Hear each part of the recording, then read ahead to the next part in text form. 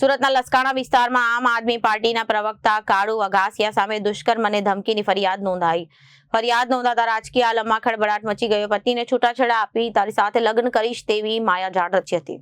સુરતના લસકાણા વિસ્તારમાં આમ આદમી પાર્ટીના પ્રવક્તા કાળુ વઘાસિયા સામે દુષ્કર્મ અને ધમકીની ફરિયાદ નોંધાતા રાજકીય અમલમાં ખળબળાટ મચી ગયો હતો. પત્નીને છૂટાછેડા આપી તારી સાથે લગ્ન કરીશ તેવી માયાજાળ રચી આ પ્રવક્તાએ મહિલાનું ઘરે અને હોટલોમાં શારીરિક શોષણ કર્યું. અંતે લગ્નનો ઇનકાર કરી મહિલાને તુષાર ઘેલાણી જેવા કાંડ કરવાની ધમકી આપી. આખરે કાળુના ત્રાસ અને ધમકીથી કંટાળીને મહિલાએ લસકાણા પોલીસ સ્ટેશનમાં ફરિયાદ નોંધાવી. આજ રોજ લસકાણા પોલીસ સ્ટેશનની અંદર ગુનો દાખલ થયો છે અને કાળુ વઘાસિયા નામના વ્યક્તિ આજથી 1.5 વર્ષ પહેલાં ફેસબુક દ્વારા મને સંપર્ક કર્યો હતો.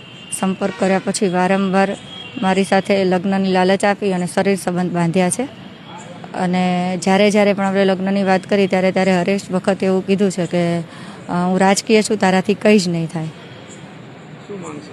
મારી એક જ માંગ છે પ્રશાસન પાસે કે આવા વ્યક્તિઓને જલ્દીથી પકડી અને કડકમાં કડક જે પણ સજા થતી હોય એ તાત્કાલિક ધોરણે કરવામાં આવે.